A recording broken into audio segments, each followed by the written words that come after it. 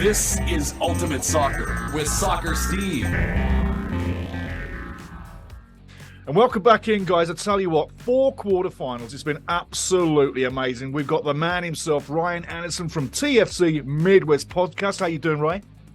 I'm doing great. Some great quarterfinals, and we still got some great semifinals, third place, and a final to come. This World Cup been amazing on the pitch, but tell you what, let me ask you a question. What do you feel about this World Cup on and off the field? What do you think?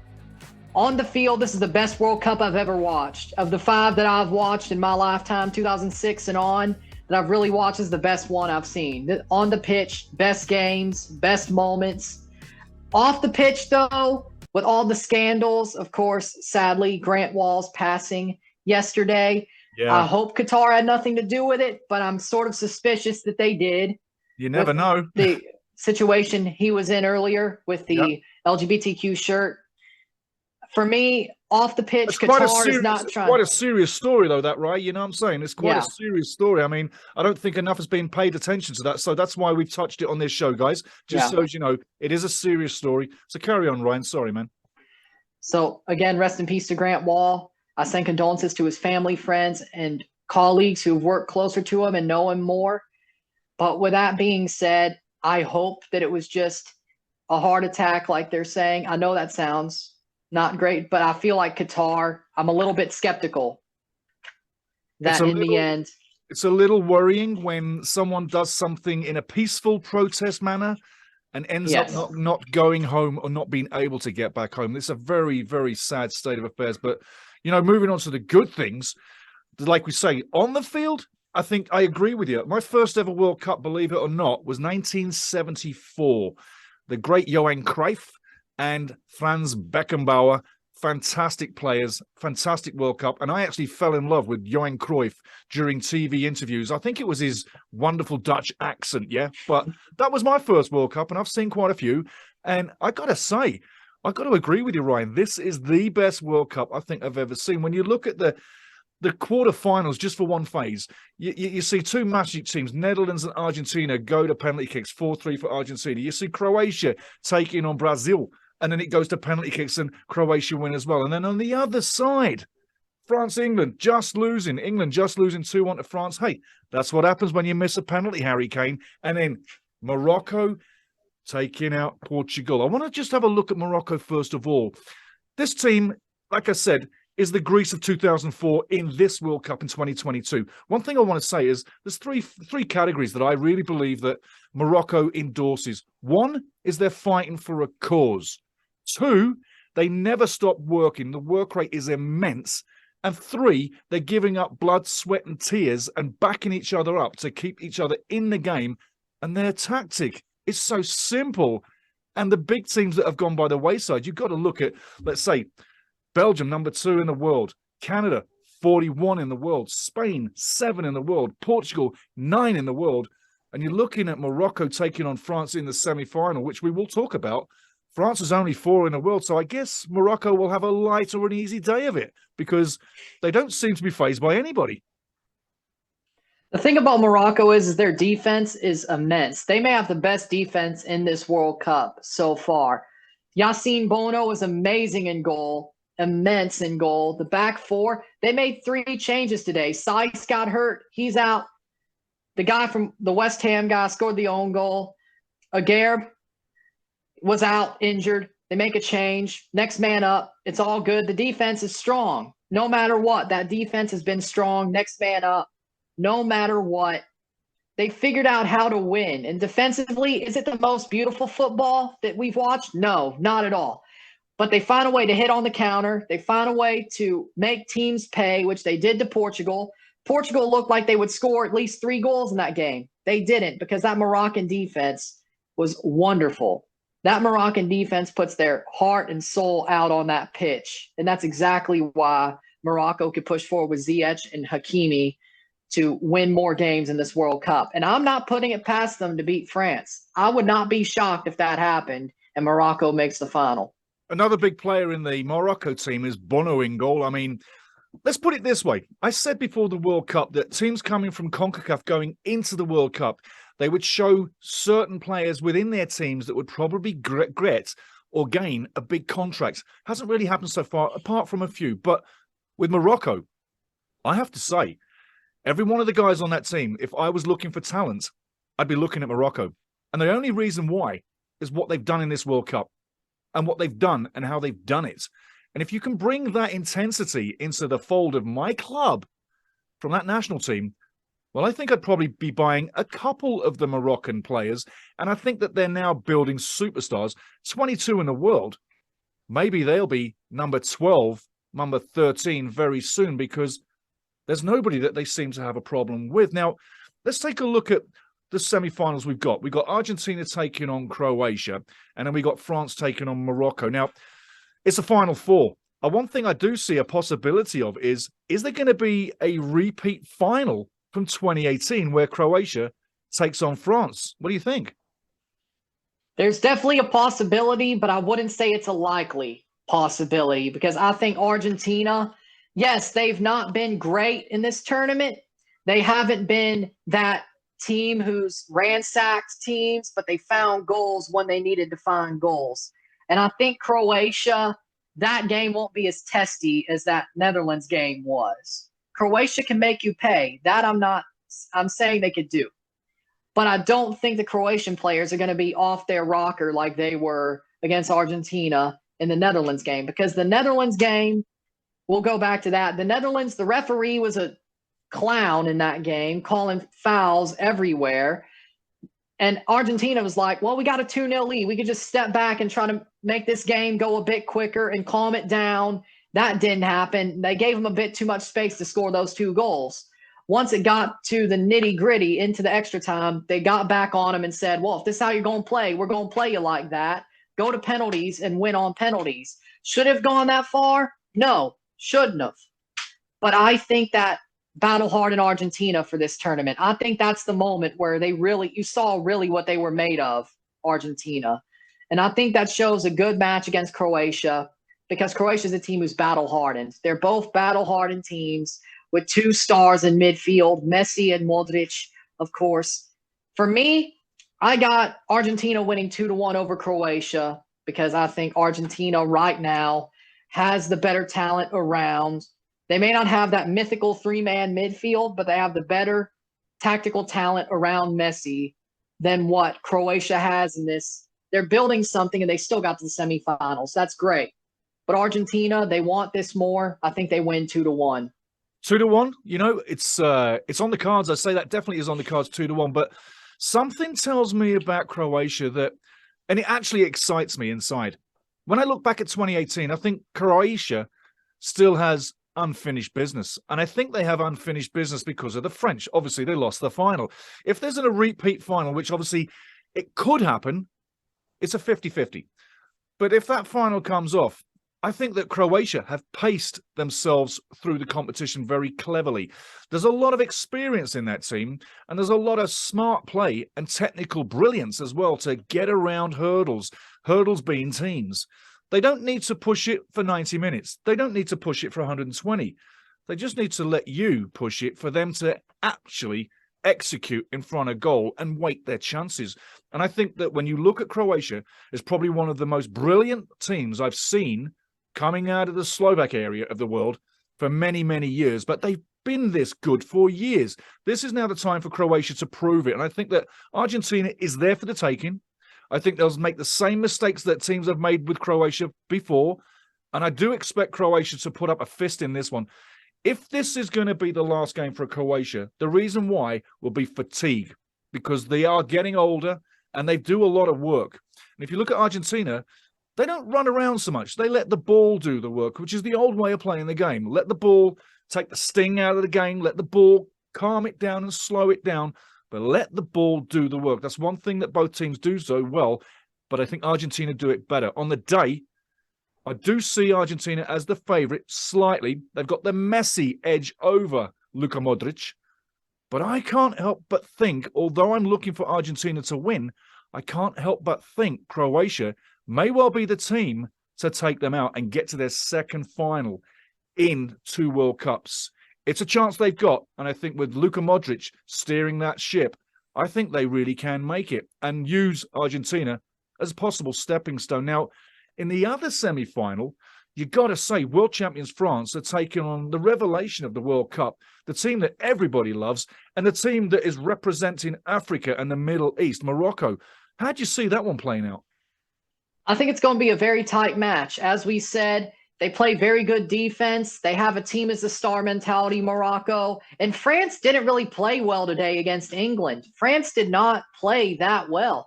England should have won today against France. England were the better team. They dominated more. If this is the France we're getting against Morocco on Wednesday, the France we saw today, Morocco has a chance. And I think they do have a chance to win this game.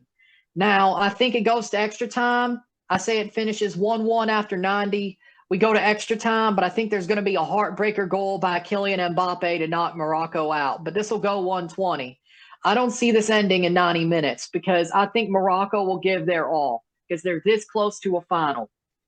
And I think they know where they are and where they could be, and they know they deserve to be at a final. They are playing so well that they could finish this off and get to a final and be sort of like that Croatia of 2018 where they're definitely the underdog going into the final, but you can't put it past them. But I see France going back to the final 2-1 after 120 minutes.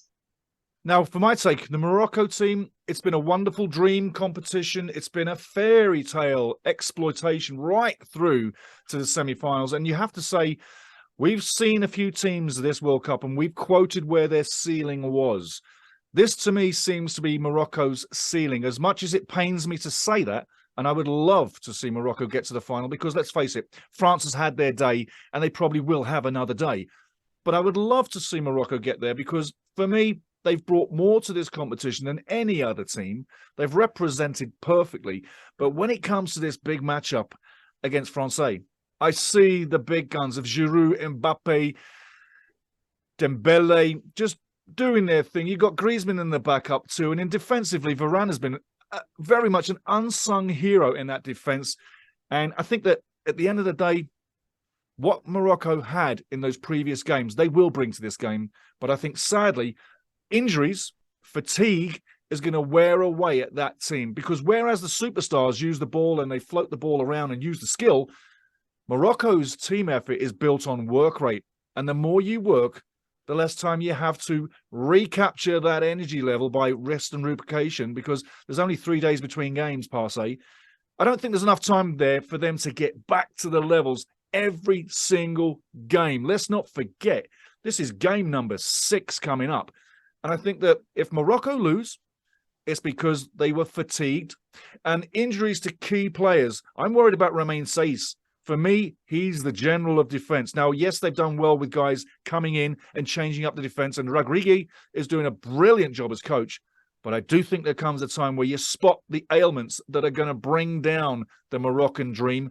And I think France's class will rise above, and Morocco's hard working will not make it to the day. Like I say, I would love, absolutely love it, to see Morocco get to the final. And if they did, and I will be cheering Morocco in this semi-final, but if they did get to the final, I think that is the greatest day for world soccer ever, because it would unite confederations by putting another confederation into the final, and it would be a dream come true if they could win it. I think it might be one game too much. I'm looking for France to take on Croatia in the final. Good choices. Can't wait for these semifinals to come out. But for me, I see Argentina and France playing each other in the final. I think that's going to be a wonderful final. Messi versus Mbappe, 2 teammates at PSG playing each other for world crown, a World Cup, and immortality. France going for the dynasty that we haven't seen since the 60s, and Messi going for his World Cup. That would be a very good final. And let's not forget to say that Croatia versus Morocco would be a wonderful third-place match. Oh, yeah. If anybody watches it, that would be a fun third-place match. And now, on that point, the third-place match, you know what I call the third-place match. I call it the loser final. If you were a big team player and you just lost a semi-final, would you want to play in the loser final, or would you simply want to go home? If I was a team player, I'd want to play in the third-place final because that still means you get a bronze medal. That means you at least brought something home. That's the way I see it. The loser of that it's, game it's, goes it's on. a good way to look at it, but honestly, we all know there is no bronze medal at the World Cup. That's an Olympic thing. So I myself played at a good level. I would not want to play that third place final. Just my take. But I think that for me, they need to scrap that game. And all that game is about is extra revenue for FIFA. That's what it is. It's just revenue for FIFA. But I don't see that anybody wants to play it. And when you look at that game over the World Cup since 1974, none of those games has been a fantastic game. It's been like a training match, and nobody actually gave a crap about the game. I remember that England-Belgium match. Wasn't that 1-0 in 2018? Like, that was one of the worst displays I'd ever seen. I was like, two of the best teams going into this World Cup, and they just play like that. I'm like, ugh. Hey, and So what's that your take on wasn't a good Ronaldo? one. What's your take on Ronaldo at this World Cup? I mean, hear it. Let's have it. What you got? What you thinking? He's finished. As we've seen with the United this year, he didn't play well when he got the chance. Portugal dropped him. He's probably not playing any more than one international game. He'll play a goodbye friendly or maybe a goodbye Nations League game, and that's about it. Then he'll go off to Saudi Arabia. We barely could watch his matches. It's sad to see because I'm a big Cristiano fan. I like Cristiano. He's one of my favorites and one of the best of all time, and it hurts to see him go out like this. But sometimes when you are too built into yourself and you maybe, I don't want to say narcissistic, but I guess so. Yeah. If you're too narcissistic and you love yourself too much, sometimes you put yourself in a position where the fall hurts more than it would if you just were like, I'm going to tip my hat and go away. Because Lionel Messi, look at him. He's like, he could still go to another World Cup and probably be this good, but he's like, nah, I think I'm going to internationally retire after I will internationally retire after 2022 because Messi's more of the humble one. Yes. He knows that maybe it's time to step away before the fall gets too hard and it's hard to watch. I think he knows that, and that's, I think, why he's walking away, even though he could play 2026 and probably still be that good. Yes. That's the difference between them. But Cristiano, how he's gone this past half year is just absolutely sad from what I've seen, and it's sad that he's finished. Do you know what surprised me? Was that it seems to me, maybe to you as well, Ryan, maybe to you out there as well, guys, but the situation or the scene that Ronaldo built around himself at Man United, where it all seemed to go wrong, where the coach hates him and players are not shaking his hands and not saying anything to him and literally cold shouldering him, he got the same picture at the World Cup. And I got to say, there can only be one man that made that happen, because it certainly couldn't have been the coach or the players. So for me, if you didn't learn your lessons in your first bout of trouble recently at Man United, why would you take that to the national team and do the same thing again? And I think it's really hypocritical when Georgina and the sister and the mother and everybody else starts going out in the press criticizing the coach. If you want to look at Portugal's pressure and downfall, maybe it was a better idea for Ronaldo not to have said anything and just been a team player and not make those gestures and not throw those strops on the side of the field and act like a team player. And I think that's what I'm drawing to. His eagerness to be the world's best for the rest of his life isn't possible. And sometimes you have to retire with grace instead of going out like a crazy man. And it's a sad way to see him go. But I do agree with you. The difference between Messi and Ronaldo is Messi doesn't say nothing unless he's giving Louis van Gaal a piece of his mind by telling Louis to shut up. I mean, that, you got to say, was worthwhile watching. Oh, that was worthwhile. I didn't expect Messi to have that in him. Like, I'm really starting to like Lionel Messi with this World Cup. You know, it's like I'm starting to realize you could like both and be a fan of both without hating the other. And Messi's just gaining my respect more and more throughout this tournament. I didn't know Messi had that in him. I didn't know he had that fire in him. Like, I know Argentinians have a really big problem with Van Gaal because of the Di Maria thing and then Riquelme and then everything Van Gaal said in the press conference. But Messi, Van Gaal deserved that. I'm not going to lie. Louis deserved that. Yeah. I mean, it was a lovely thing to see because, like you say, you never see Messi act out that bad. He's a gentleman. He's an absolute gentleman on the field and off the field. There's no drama. There's no bad smell. But that really surprised me. But, you know, when a guy acts perfect like he does, then you actually have to say, maybe it's the right thing that he did, you know. But moving along, We got 2 semi-finals coming. We got 2 winners going through. We'll have 2 losers in the losers final. And we got a smashing World Cup finals to come. Guys, I hope you've enjoyed everything that Ryan Anderson and myself, Soccer Steve, have brought to you during these shows at The Exchange. And we'll be bringing more in the future too on different subjects. But this World Cup, in my expectations, was hopefully one of the best World Cups coming in. After seeing all these games, the round robin, the group phase, was the best ever. The round of 16, best ever. The quarterfinals, absolutely the best ever. We can only hope that the semi-finals will give us as much drama as the rest of the games have done.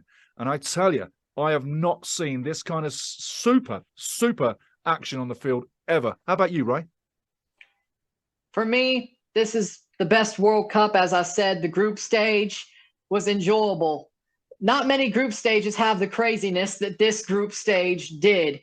This group stage came out of nowhere. It threw you all these crazy results, all these 0-0s that you didn't expect from teams that didn't have no business drawing 0-0. Yeah. And then you go to the knockout stage. You have some teams getting upsets. You have some teams getting upset. You have a lot of stories of teams that deserve some love and respect throughout this tournament. Japan, Morocco. A lot of teams gained respect and love throughout the whole world. For me, I definitely know Morocco's my favorite African team now. I know that for sure. Yeah. And I'll watch a lot of them as time goes on. But with that, then you go to the quarterfinals, more craziness, more upsets. I feel like we're not going to be let down by the semifinal and the final 2 games. I would hope it all keeps on going because it would suck for it to be a dud now. But Yeah. I think there's enough to still make this the best World Cup, even if everything goes chalk. But even if it does, I still feel like there's going to be drama. Even if it does go chalk, France, Argentina, there's still going to be drama. Absolutely. And I'll say this as we close down to all the Canadian soccer fans out there right now. If you were feeling bad when Canada went out of Group F without a single point, not a win, not a draw, 3 losses, if you felt bad, now you should feel damn good. Because in the semi-finals of the World Cup final, the biggest competition in the world, 2 of the semi-finalists, Croatia, Morocco, came out of your group, our group. I'm feeling good about that fact because before I felt down like you must have done. Now you gotta be feeling good. Ryan, thanks very much again, mate. I look forward to the next time you jump in on The Exchange. And guys, visit TFC Midwest Podcast. Ryan Anderson, he brings such mega good stuff and he's got a great sports brain, not just soccer. Check the channel. Ryan, thanks very much, my friend. It's been another blast. I was happy to be back and see you again. Peace. Cheers. Cheers, brother.